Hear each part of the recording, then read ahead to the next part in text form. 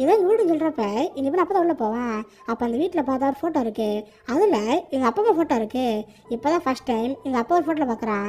ஆமாம், ஜீசஸ் எங்க? அவர் இப்போ இங்கே தான் இருக்காருன்னு கேட்டால் எங்க வந்ததுக்கு அதை பற்றி கேட்குறீங்க?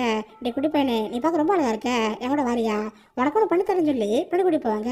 அதை பார்த்தா மறை ஏரியா மாதிரி இருக்கும். அந்த பையனுக்காக அவங்க ஒரு பொம்மை ரெடி பண்ணி தருவாங்க. இதை பார்த்து குட்டி பண்ணி ரொம்ப ஹாப்பியாக இருக்கும். பார்த்து எங்கள் அண்ணங்களோட ஹாப்பி நடந்துட்டு இருப்பான். சொல்லப்போனால் அந்த அண்ணங்களுக்கு இவங்க தமிழ் தெரியாது. அது நம்ம இருக்கு ஏன் நம்ம அண்ணங்கன்னு தெரியும். ஜாலியாக அவங்களோட ஃபுட் விளாண்டுட்டு இருப்பானா. இதை நம்ம ஈன்னு பார்த்து ரசிச்சுட்டு இருப்பா. இந்த நைட் நேரம் உட்காந்து அமைய பேசிட்டு இருப்பாங்க. அப்போ எல்லா விஷயம் தெரிய வருது. ஆக்சுவலாக அந்த பசங்களோட அம்மா சின்ன வயசுல தான் பதவி எடுப்பாங்க. இதனால எங்கள் அப்பா ரெண்டாவது கல்யாணம் பண்ணியிருப்பாரு. அவங்க தான் ஆனா நம்ம ஜோஷோட அம்மா. ரெண்டு பேரும் ஹாப்பியாக இந்த பசங்க தான் இருப்பாங்க. ஆனால் ஒரு நாள் எங்கள் சித்திக்கு அப்பா சண்டை வந்திருக்கும். இதனால கோமல் சித்தி இங்கேருந்து கிளம்பி போயிட்டாங்க. போகிறப்ப அவங்க பிறண்டு இருந்தாங்க. அவங்க வயிற்று என் தம்பி இருந்தான். இப்போ வரைக்கும் நாங்கள் எங்கள் தம்பி பார்க்கவே இல்லை. கடைசி எங்கள் சித்தி இங்கேருந்து போய் 9 வருஷம் ஆயிடுச்சு. ஆனால் போனவங்க இப்போ வரைக்கும் திரும்ப வரவே இல்லை. எங்கள் அப்பாவுமே சித்தி இங்கேருந்து போனதுக்கப்புறம் ரொம்ப கஷ்டப்பட்டாரு. அவங்க ஞாபக வருத்தத்தில் குடியார மாட்டாரு. எல்லாரும் குடிச்சிட்டு வேலைக்கு போகாம இருந்தாரு. அப்போ தான் நாங்களும் கொஞ்சம் பெரிய பசங்க வந்துட்டு இருந்தோம். அதுக்கப்புறம் அவருக்கு ஒரு புத்தி இருந்துச்சு. சரி பசங்களா, நீங்கள் உங்களை பார்த்து இங்கே இருந்துக்கோங்க. அப்போ வேலைக்கு போகிறேன்னு சொல்லி பக்கத்தில் ஊர் இருக்குது, அங்கே சுரங்கக்காக கேள்விப்பட்டோம். அங்கே தான் வேலைக்கு போனார்.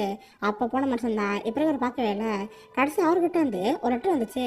கிட்டத்தட்ட 6 மாதம் இருக்கும். அந்த லெட்டர் இப்போ வரைக்கும் சும்மா தான் இருக்குது. அது ரெண்டு எழுத படிக்க தெரியாது.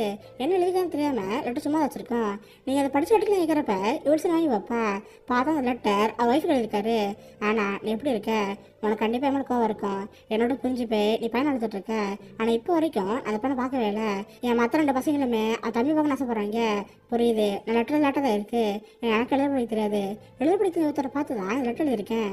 சொல்லப்போனால் நான் கூட இப்போ ரிலோடிஜனில் தான் வந்திருக்கேன். ஆனால் எங்கே இருக்குன்னு தெரியவே தெரியாது. உன்னை தேடி ஒரு 6 மாதம் இருக்க போகிறேன்.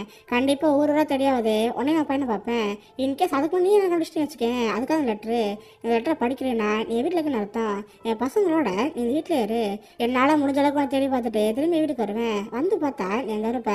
நீ, நானே, 3 பசங்க எல்லாரும் ஹாப்பியாக இருப்போம். ஒரு ஃபேமிலி வாழ்வான்னு சொல்லி அந்த லெட்டரில் இருப்பாங்க. இதை பார்த்தவங்க பசங்களே ஹாப்பியாக இருக்குது. இதை பார்த்து ஜோஷுவா ரொம்ப ஆசைப்படுவான். ஏன்னா இவங்க அம்மாவோட இந்த ஊருக்கு வர வேண்டியது. ஆனால் இப்போ அம்மா இருந்து போயிட்டாங்க. இன்னொரு ஆச்சரியம் என்னன்னா இவங்க அப்பா இவங்க சொல்லி போயிருக்காரு. இத்தனை நாள் நம்ம எந்த ஊரில் இருந்தானோ அந்த ஊரில் அவங்க அப்பா இருக்காரு. இவனை தேடி அந்த ஊர் உருவாஞ்சிட்டு இருக்காரு. இதெல்லாம் தெரிஞ்ச ஜோஷுக்கு ரொம்ப ஆச்சரியமா இருக்கும். அதுபோல் மற்ற 2 பசங்களுக்கும் நம்ம ஏதாவது தம்பி தெரியாமல் இருக்கு. ஏதோ ரேண்டம் ஒரு பையன் போல ஃப்ரெண்டோட பையன் நினச்சி அவங்களோட ஜாலியாக பண்ணிட்டு இருப்பாங்க. இப்போ லெட்டர்லாம் படிச்சு முடிச்சதுக்கப்புறம் வெளியே உட்காந்துருப்பாங்க. பார்த்தா நைட் டைம் வானமே மழை தான் இருக்கும். நட்சத்திரத்தில் பார்க்குறப்ப பரவாயில்லையே, நீங்கள் அப்பா பார்க்க போகிற 6 மாதமாக ஒன்றா தேடி நம்ம ஊரில் இருந்திருக்காரு.